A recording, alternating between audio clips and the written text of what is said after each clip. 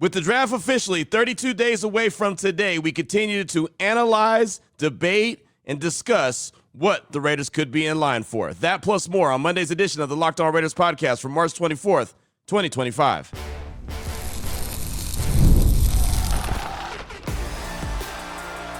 You are Locked On Raiders, your daily Las Vegas Raiders podcast. Part of the Locked On Podcast Network, your team every day.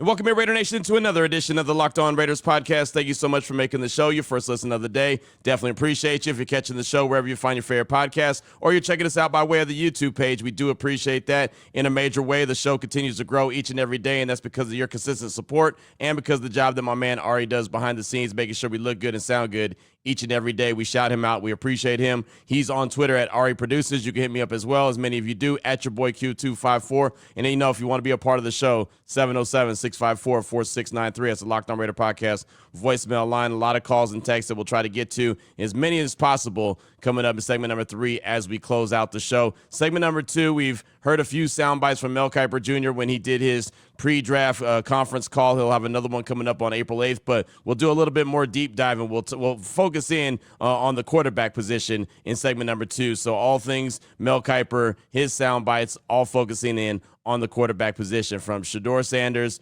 Cam Ward, Jalen Milroe, Quinn Ewers, and others. That's what you'll hear in segment number 2. Here in segment number 1, just news and notes of the day, and the Raiders could be getting some good news today when it comes to a free agent linebacker. We'll jump right into that after I tell you about the title sponsor of the show, and that's Monarch Money. Take control of your finances with Monarch Money. Use promo code LOCKEDONNFL at monarchmoney.com for 50% off your first year. So let's go ahead and jump into the news and notes and the Raiders. And, we'll be on the lookout for sure to see the notification if the Raiders are awarded Christian Ellis. He's the restricted free agent linebacker of the Patriots. They gave him that restricted free agency tender. The Raiders signed him to an offer sheet, and sometime this afternoon, by 1 o'clock this afternoon, I do believe we'll find out if, in fact, the Raiders do get this linebacker. It feels pretty good that they're going to get him, since the Patriots have since already signed a couple different linebackers. So I don't think that they're going to go ahead and hold on to him and sign him to the same offer that the Raiders did. But until it's actually official, we don't know. But all expectations from the different Patriot beat writers that I was kind of paying attention to over the weekend, they all believe that Christian Ellis will be a Raider. Matter of fact, right now, and this is according to my guy Aaron Wilson, who covers the NFL, he's an NFL insider there in Houston, he tweeted out, the Raiders salary cap currently carries a pending $4.8 million charge for Christian Ellis. Signed offer sheet with the Raiders, and Patriots have until Monday afternoon to match for restricted free agent tendered for $3.26 million. So there you go. That's what the salary cap hit would be, $4.8 million on what looks to be a $3.2 million salary for 1 year. But we'll see. And like I said, we'll know officially later on this afternoon. So another addition to the Raiders' defensive side of things. We know they haven't done anything offensively outside of Raheem Mostert, but looks like another addition to the defense could be landing sooner rather than later. Matter of fact, based off what time you're listening to this, it already might be done. So we'll talk about it officially coming up tomorrow.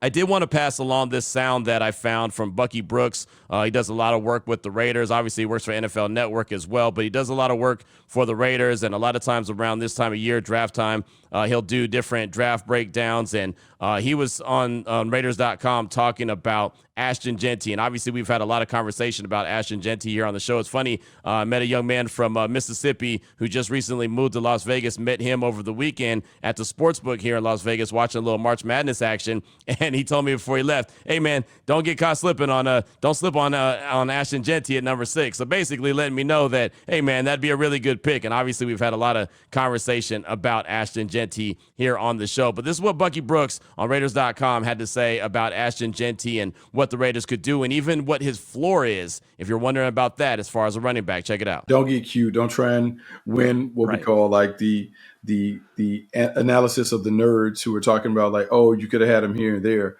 Man, get good players that can impact the team and do what you need to do to bring them on the team. And we talk about a running back that could be as special as Josh Jacobs. Man, pull the trigger, because we saw what Josh Jacobs was going to do to this offense. At his floor, to me, that's what Ashton Jeanty is. Oh, He is Josh Jacobs. He is a workhorse running back that can catch the ball out the backfield. He has start quickness and burst. He has all of those things. He has the rugged nature to be able to carry the load and run it relentlessly between the tackles. To me, he is RB1. And if the Raiders are sitting there at 6 and they don't have another thing in mind, man, pull the trigger, hand in the car, and get you a marquee guy. So Bucky Brooks is talking about the floor for Ashton Genty is Josh Jacobs. That's saying a lot. We all know how good Josh Jacobs was for the Raiders, especially when he was at his peak, when he had his amazing season, when he led the league in rushing. I mean, if that's the floor for Ashton Genty, that's saying a whole lot. Now, he did say at the end, I don't know if you caught it, if they don't have anything else in mind, then go get him, right? So, again, just like everyone else, the conversations we've had, they could be looking at Ashton Genty. They might be looking at offensive linemen. They might be looking at a wide receiver. Who knows what direction the Raiders are going to go? They have so many different options at number 6. They could be trying to trade back. I don't think that that's going to be the case, but you just never know. But I like how he said that at the end. They might, unless they have something else in mind, go get him. But obviously that was pretty high praise for Ashton Genty from one Bucky Brooks. Again, that sound was on Raiders.com. You can go ahead and check it out there. And also, my final little nugget I have for you, a little piece of news here. UNLV has their pro day today. You're thinking, okay, UNLV has a pro day, so what, right? So many teams or so many programs have pro days. Well, first of all, I've been here in Vegas for a little bit of, about 4 years now.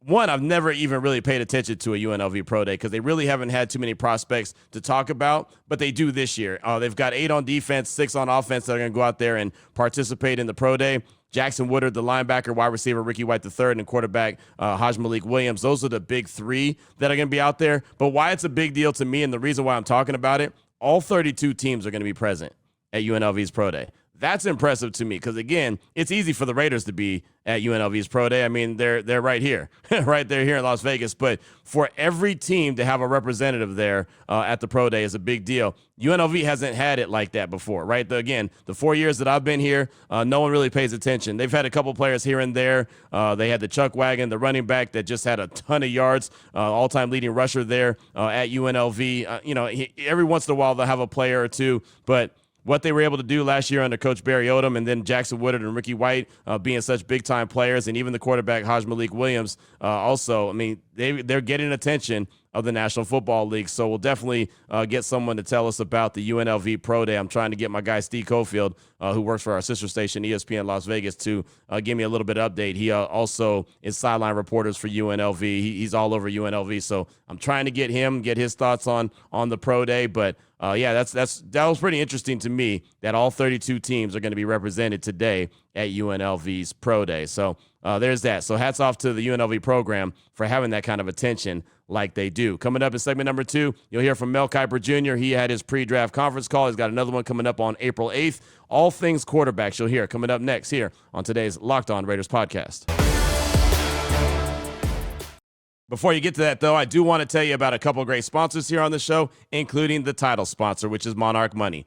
Ever check your bank account and wonder, where'd all my money go? Between dining out, online shopping, and entertainment, it's so easy to lose track. That's where Monarch Money comes in, your personal CFO, giving you full visibility and control over your finances. Monarch Money isn't just a budgeting app. It's a complete financial command center. You can track all your accounts, investments, and spending in one place so you just stop managing your money and start building your wealth. And I think that's the best thing about it is that it's an all-in-one, right? It's all-in-one convenience. You don't have to have multiple apps, just one, because your phone has a million apps on it, right? So fast, all of a sudden you'll look up and you'll be like, man, where'd all these apps come from? Well, this is all in one. Managing money with your partner is smoother than ever. You can track all your personal accounts, set goals, and stay on the same page without any kind of stress. So just check it out. It's Monarch Money. You can take control of your finances with Monarch Money right now if you use the promo code LOCKEDONNFL at monarchmoney.com for 50% off your first year. That's monarchmoney.com. Promo code is LOCKEDONNFL for half off your first year.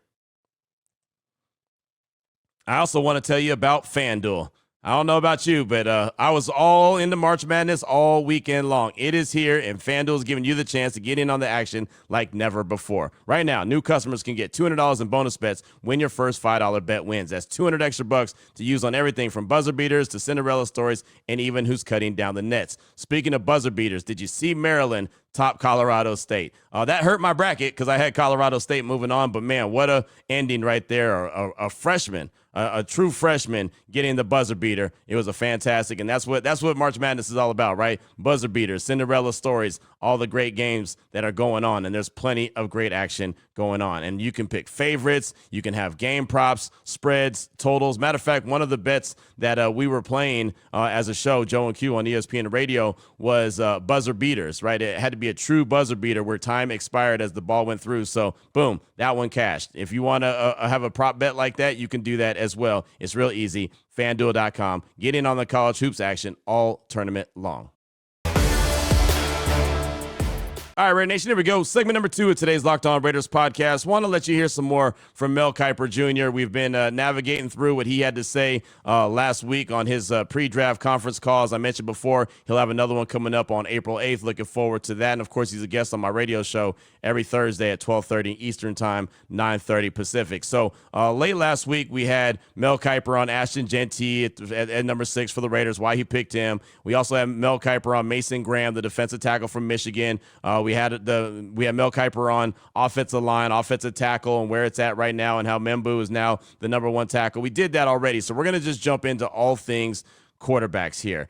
Mel Kiper picked Cam Ward to go number 1 overall, even though Shedeur Sanders is his number 1 quarterback. Here's Mel explaining why he mocked Cam Ward number 1 to the Tennessee Titans. Well, a couple of things. I think, for me, it was always been Shedeur, but the consensus around the league, and I'm not trying to match what the league's doing, and the mocks certainly aren't trying to provide the rating that I have. The mock is strictly about what the NFL may do, and obviously the rankings board, I have Shedeur ahead of Cam just slightly, but most have that I've spoken to, and I don't speak to everybody, obviously, just that you sample a few people and you see what the consensus is, and I think Yates feels the same way, that Cam Ward is the consensus number 1 quarterback. Why? Because he has a stronger arm and he's more mobile, and of course Shedeur took a lot of sacks, but when I looked at the numbers, Shedeur's sacks over the last 2 years were similar to what Cam had 2 years at Washington State before he went to Miami this past year.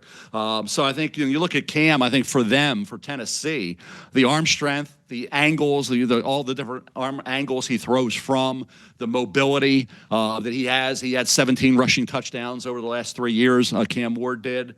All that leads to that. And of course, Shedeur's only 6'1.5", 212. He doesn't have explosive arm strength or explosive legs. So you're talking about a traditional old school pocket passer that's going to need help. He's going to need an offensive line in front of him, just like Brady needed coming out of Michigan. That was my comment when he was selected in the end of the 6th round. He needed an offensive line. He wasn't going to be able to maneuver like a Cam Ward can, or even what Mahomes does, slipping and sliding the way he does, and moving around, and certainly not to the extent of any of the other great mobile quarterbacks like Josh and Lamar and others. So I think for Shedeur, you got to know what you're getting and be happy with a old school traditional pocket passer.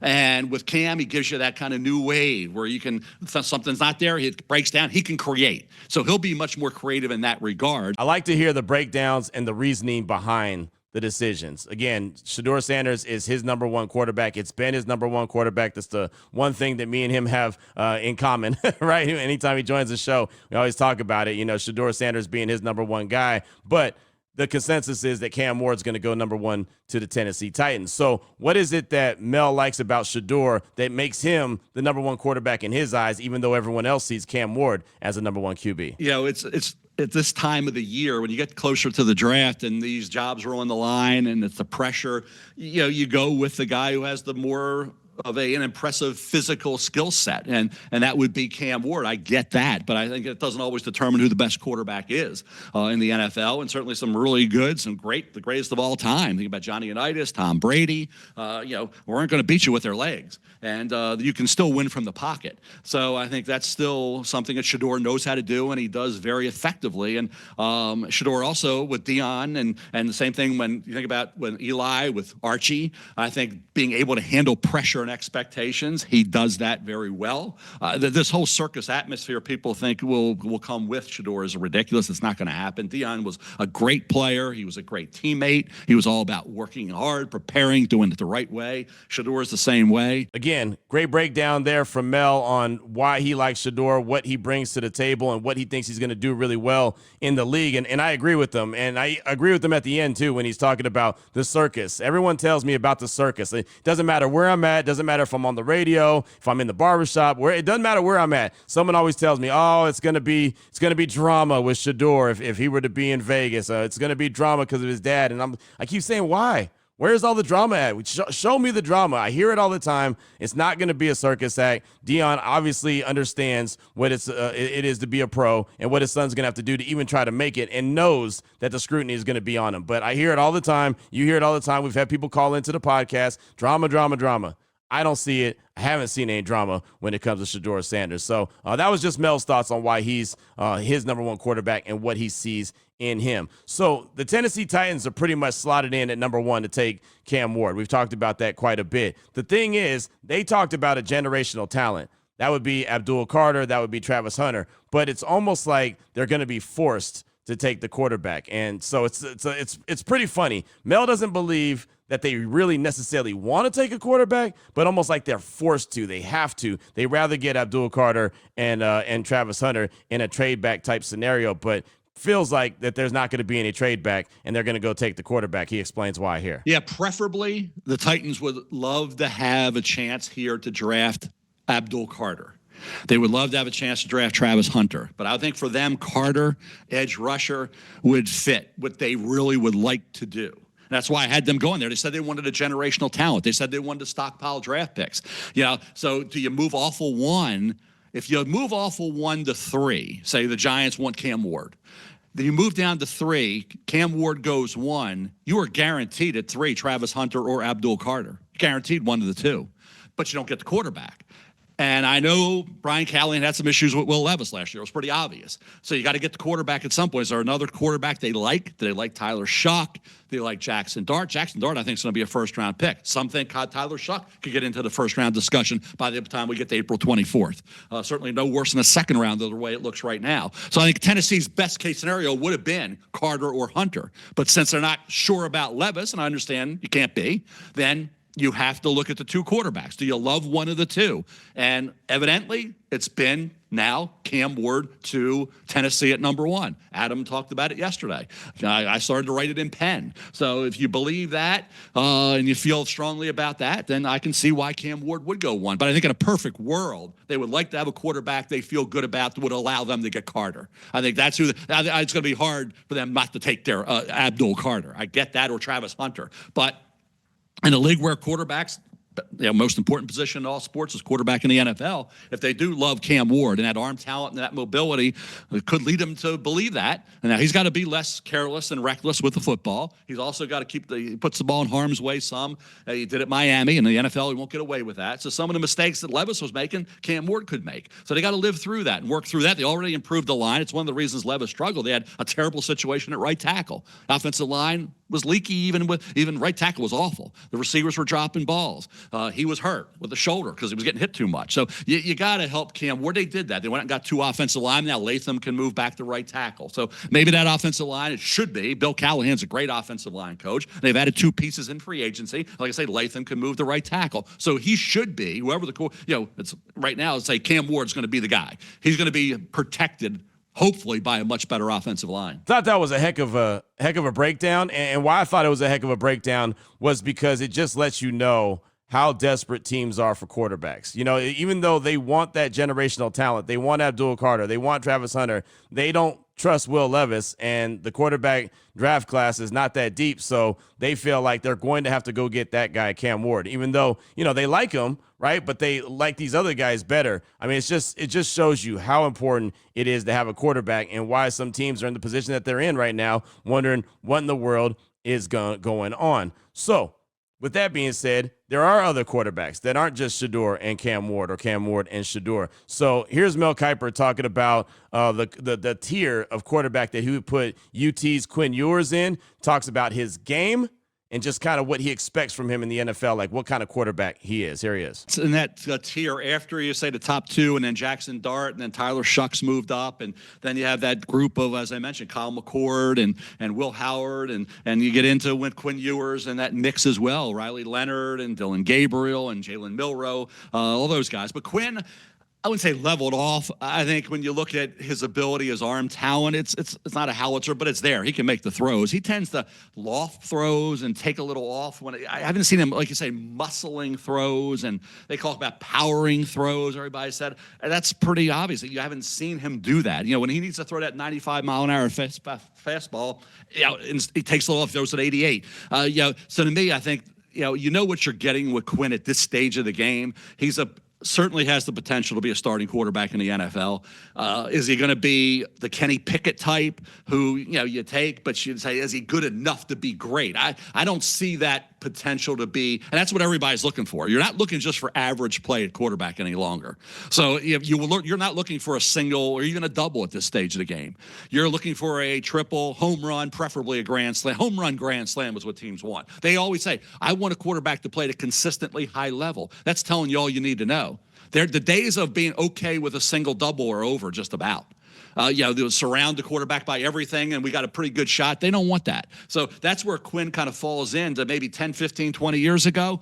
Yeah, when you're okay with a single double, fine. I don't view him as a grand slam home run, and I think that's what's going to push him down just a little bit. He's a single or a double at best at the quarterback position. What a description. He's not a triple. He's not a home run. He's definitely not a grand slam. He's a single or a double. When I watch Quinn Ewers, and I watched a lot of them from my time in Texas covering the Big 12, he has moments where he looks great, and then he has moments where he just looks awful, right? He'll start getting rushed, and then he kind of gets happy feet in the pocket. He'll turn the ball over. Not to mention he's very, very injury prone. He gets injured quite a bit. I don't think anyone from UT was upset when he left. Matter of fact, I think most people from not from UT, but from Austin that are UT fans were happy that he just made the decision to go to the league or was either going to transfer, right? They were ready for the Arch Manning run to actually officially begin, not just him go in time here and fill in when Quinn was out with injury. So they were ready. Nobody was crying about Quinn Ewers. I just don't see him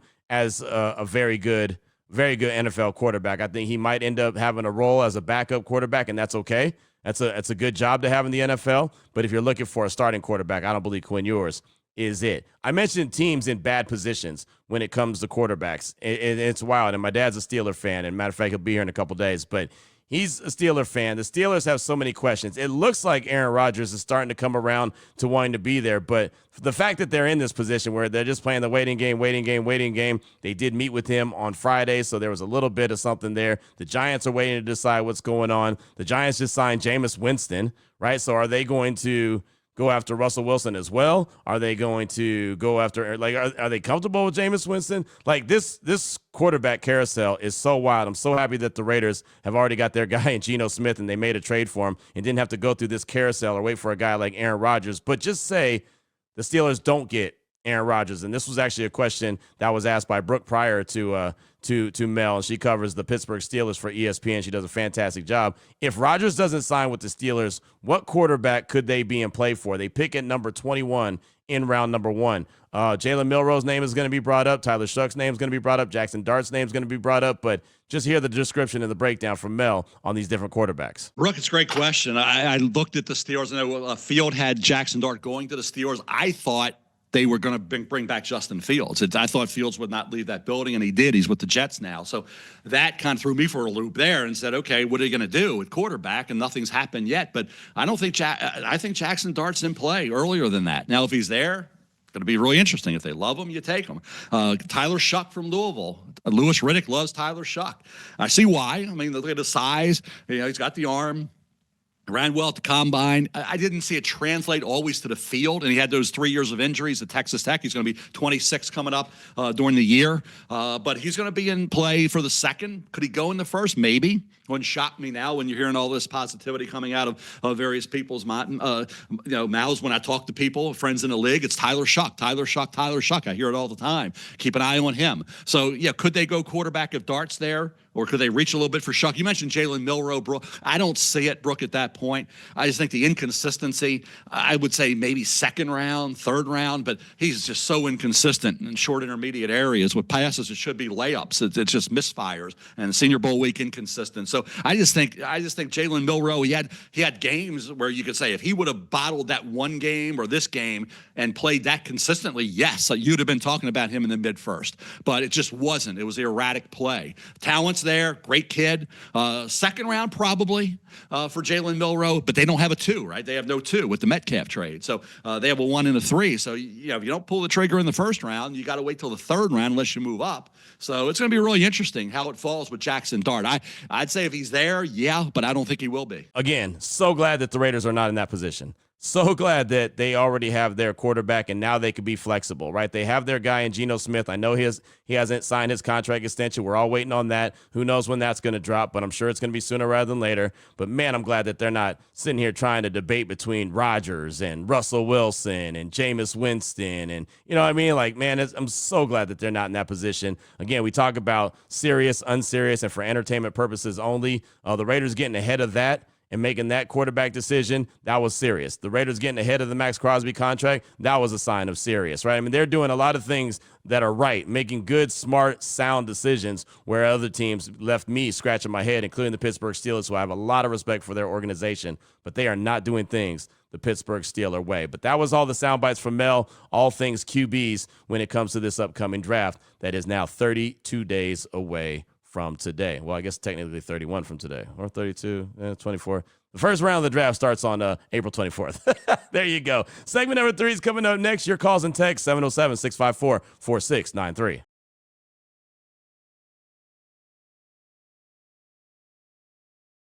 Here we go, Raider Nation. Segment number 3 of today's Locked On Raiders podcast. Your calls and texts off that Locked On Raider podcast voicemail line, 707-654-4693. Let's start things off with a call from Barry in Baltimore. He's calling to talk about the wide receiver position and the fact that the Raiders do need to address it. And he brings up a name that we're all pretty familiar with. There he is, Barry in Baltimore. Hey, Q. What's up, man? This is Barry from Baltimore. I just want to call in. I wanted to ask you a question, kind of what you thought on, the available wide receivers out, free agency that's left out there. I know you probably talked about it a little bit, on the show and, on the podcast and your radio show, but I was just kind of thinking it is a need, the Raiders need, obviously. Now I'm assuming they're going to draft 1 or 2 receivers, but they're going to be rookies. And, with what Pete Carroll said, that they're ready to try to contend now, and I don't blame them. Why not? But I'm thinking, the receivers that are out there, I kind of wouldn't mind bringing in Amari Cooper. Obviously, if the price is right, you're not spending, a lot of money on, especially at this time during free agency. But he's an X receiver. That is a need. He has had issues with drops and, things like that. And I think his, sometimes his, expressions on the field, he's not really into it, but you never know. Maybe Pete Carroll can bring something out of him, if he joins the Raiders. I was always a fan of him when the Raiders drafted him, but, I get why. I guess they traded him and things like that. But I think out of the free agent receivers that are left, I think he would be the best fit, in my opinion. Now, I wouldn't mind with Lockett or even maybe Keenan Allen, but to me, they're more of an inside receiver slot, which I think the Raiders could, use. You can move Trey Tucker in there. You can also move Bowers in there, as a slash tight end receiver. But I don't know. I'm pretty intrigued about Cooper. I wouldn't mind them bringing him in. I just kind of wanted to see what you thought about it, or if you heard anything out there that could be a possibility. Like I said, it would probably going to be a year deal, maybe 2, which I doubted, but I don't know. You get rookies in there, they're going to there's going to be some growing pains with rookies. So do you really want, I don't know if they want to, put all that on there, especially with the Chip Kelly offense, but I don't know. Just wanted to see what your thoughts are in regards to that. I do think that's a major need. I know they're going to probably address it, like I said, in the draft. I'm assuming they're going to sign maybe 1 or 2 veterans. I was just wondering, or at least hoping that it could be, possibly maybe Cooper. I wouldn't mind with the reunion with him and, see how that goes. But just my thoughts, man. Anyways, hey, I appreciate what you do. Thanks for the consistent content on the Raiders. But I'm out. Go Raiders. Barry, thanks for the call. Appreciate you. Yeah, it's funny, man. I talked about the veteran wide receivers. I talked about them quite a bit on my radio show last week, and there's not a whole lot to choose from, right? I mean, you got Stephon Diggs, you got Amari Cooper, as you mentioned, Keenan Allen, and then Tyler Lockett. And I'm really surprised that Tyler Lockett hasn't already been signed. I just knew that once he got released from Seattle, then that was a done deal. He was going to be a Raider, right? Just because of the ties with Pete Carroll. We know how those things go. And the fact that they haven't signed him kind of blows my mind. I don't have a problem with Coop. I liked him. I was a big fan of his coming out of Alabama. I was really happy that the Raiders drafted him when they did. He's still only 30 years old, which is wild. He's only 30, but he does have those concentration drops at times. And last year, I thought that he was going to be a really good get when the Bills traded for him. He played in 14 games total with the Browns and the Bills total. 44 catches, 547 yards, and only 4 touchdowns. So he didn't really contribute a whole lot. I'm really surprised that his career has taken that big of a drop-off. I thought when Coop came out of Bama, he was going to be the dude. Like, I just thought he was going to be the end-all, be-all, and it just never seemed like he took that next step. I know he had, a 1,200-yard season in Dallas. He had, a quick 1,100 yards with the Raiders, even his rookie year. I mean, he had moments where he was really promising. He just never seemed to really take off and be the alpha that I thought he was going to be. I don't know if the Raiders would want him back. I'm not 100% sure. I do think that they need a veteran. I'm, again, like I said, really surprised that Tyler Lockett hasn't been signed. And if any of those guys are out there that they're interested in, it'll probably end up being Tyler Lockett. But apparently they're just waiting for something. I don't know. Maybe they're not waiting. I don't know. Maybe they're deciding that they're not going to go in that direction. And like you said, just address that position in the draft. But I would think that they would add a veteran wide receiver as well. Thanks so much for that call. I do appreciate you. Up next, I got a text from Ezra. From Eastern Illinois. Let's see. It's a pretty lengthy text. He says, "Hey, Q, it's Ezra from East Central Illinois. 2 things. First off, I became a Raider fan because of Jeff Gossett was the punter for the Raiders from 88 to 96. He was from my hometown of Charleston, Illinois, played at our college, Eastern Illinois University. Shout out Sean Payton, Tony Romo, Jimmy Garoppolo, and Cammie Grugier-Hill. I'm sorry, I probably messed that up. As a kid growing up in the 90s and attending all EIU home games, it was a cool connection, especially with his kids still living in Charleston. Secondly, I want to contribute to the O-line discussion. I do think we should be reinforcing the line, ideally with depth pieces, particularly rookies that may push the start. Penn and Kennedy have talked about the importance of communication on the line and continuity so the unit is playing well together. These things take time. Due to injuries, our offensive line was different for most of the first half of the year. Before setting some, I think all of our guys who finished the year are starter material, and maybe all they need to grow is as a unit. Just my thoughts. Have a great day. Go Raiders. That's from Ezra in Eastern Illinois. Thanks so much for the text. Appreciate you. And yeah, I mean, the offensive line, again, I brought that conversation up last week. I think it's really important to address it. I think that Pete Carroll knows that.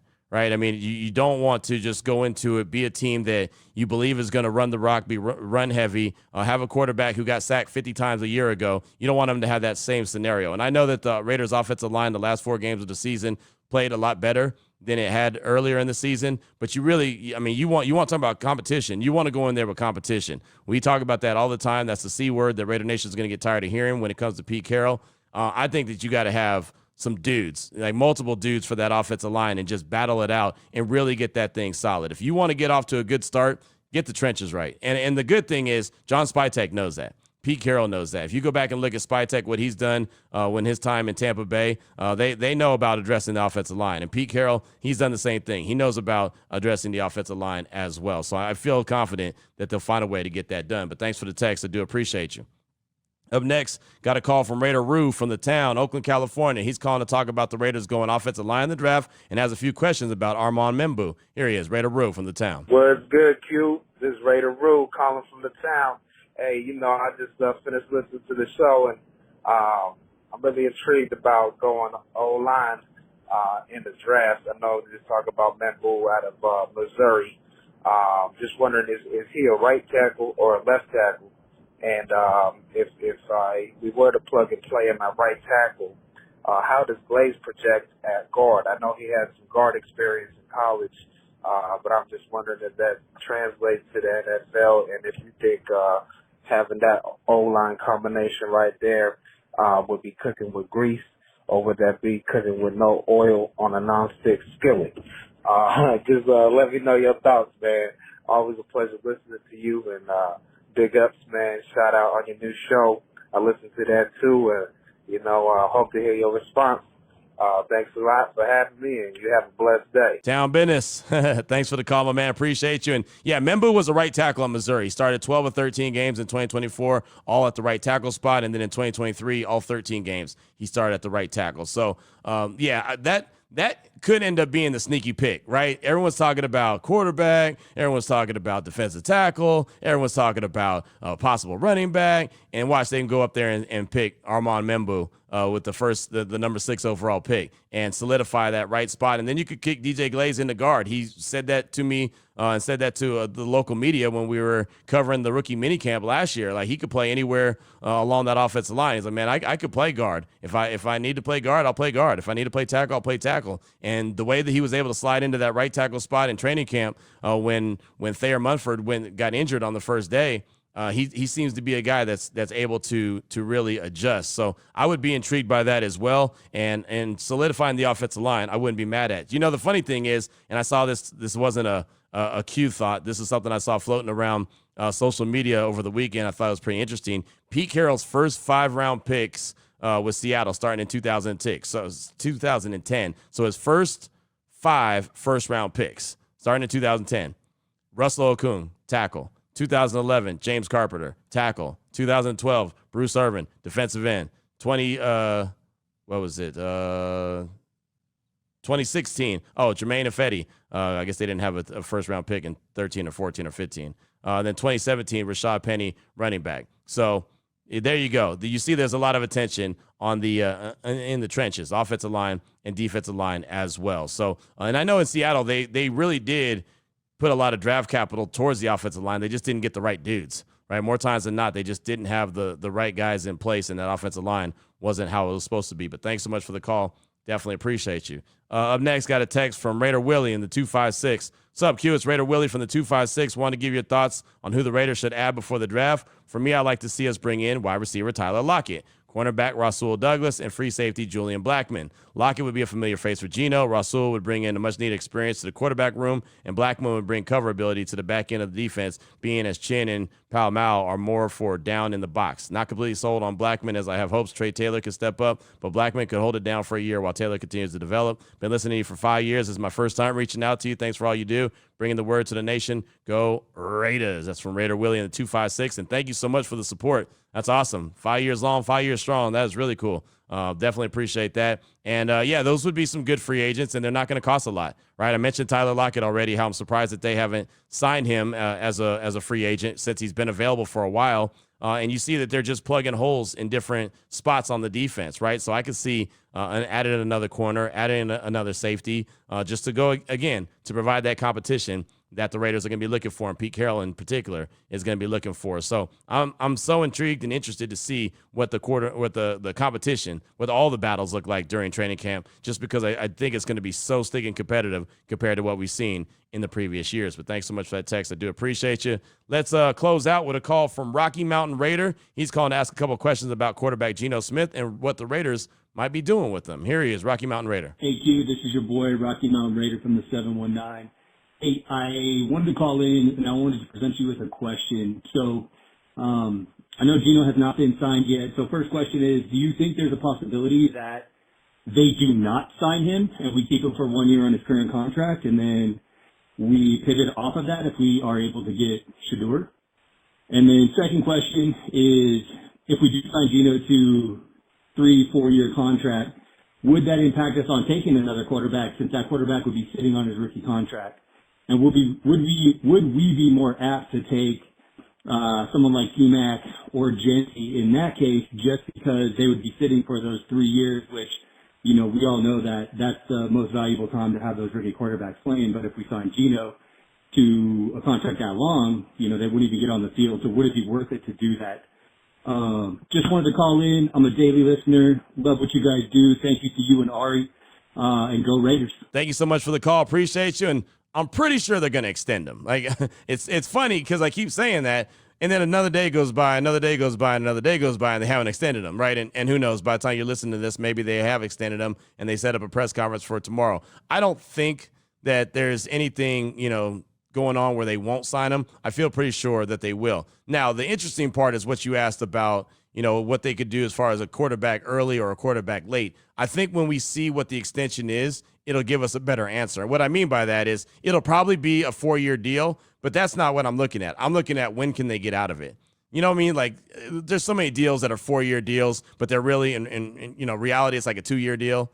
That's what I want to see. Is this a deal that the Raiders can get out of? Is it like Nate Hobbs' deal, for example? It's a 4-year, $48 million deal from the Packers, but really it was 4 one-year deals. Like if you really look into the details of it, it's really like 4 one-year deals. So when the Raiders extend Geno, how are they going to structure it? I think that's going to tell us all that we need to know about their plans. If it's structured where they can get out of it in a year or 2 years or whatever, I can see them still drafting a quarterback early, right? Because again, it's okay to do that. Right. And even a guy like Shador or Cam, that we don't think needs to sit for very long, he could sit for a while and then make way. And then if Geno's not up to par, or maybe he gets injured, knock on wood, you don't want no injuries, but you never know. Right. Whatever the case may be. But if it's literally a 4-year deal and they can't get out of it for about 3 years, then you feel, okay, they're probably not going to get a quarterback until maybe a Jalen Milroe, maybe a guy later on. Right. Like a Tyler Shook or someone like that. Will Howard or something like that, Dylan Gabriel, guys like that, you'd feel more confident in like a 3rd round pick as opposed to an early pick. So it really is going to depend on the structure of the contract extension. That's why I really want to see what this thing looks like, as everybody does. Well, I mean, the money is one thing, but I want to know the structure of the contract and how long it is and how long will it be until they can actually get out of it. Like in reality, what is it really? That's going to give us all the answers that I think we need to know. So thanks so much for that call. I do appreciate you. Got a text from 60s era Raider we'll get to tomorrow. Raider Georgie, I got a call from him. We'll get to a text from Kai in San Jose, California. We'll get that tomorrow as well. I do want to close with this text from Raven because this is our family member, right? This is our family member here on Raider Nation and the Locked On Raiders podcast, and this is not about the team. This is about his family. So he's sharing some thoughts with us. So I think we should close out with this. He says, from the Raven in SoCal, Q. Last season near the torch, you were gracious enough to record a short Get Well Soon video for me to show to my wife, Lonnie, who is recovering from open heart surgery. Again, I want to thank you for that kindness shown. Although she had made great strides in her recovery, last week she suffered a stroke, had emergency surgery, and died with us at her side Saturday morning. I lost the love of my life, my sons lost their mother, and the nation lost a member. You and every show with the tagline, take care of your family, love on your family. And Raider Nation, I implore you to act on those words. Give them a kiss and I love you before leaving their presence, ending a phone conversation, or just saying goodnight, because you never, ever know. It could be the last time you'll be able to do so. That is from the Raven. So I just wanted to end the show with that because that was really touching. That one, he shared that news, that tragic news, obviously, with us and, trusted us as family. So I wanted to make sure to pass that along. And, of course, Raven, thanks for the information. And I'm sorry for the loss, obviously. That's like I said, is tragic. And, of course, Raider Nation, we're all here for you. And, of course, I'm here for you as well. So, again, sorry about how things shook out. Glad that we were able to provide a smile or two for a little while. Obviously wish it was a little bit longer, but I think those are great words that you spent and send to Raider Nation about, what they should do when they have an opportunity with their family. So we'll close out like that. Raven, thanks again. And so sorry for your loss. So as he said, as I say, Raider Nation, take care of yourself, take care of your family, love on your family. Most importantly, as always, just win, baby.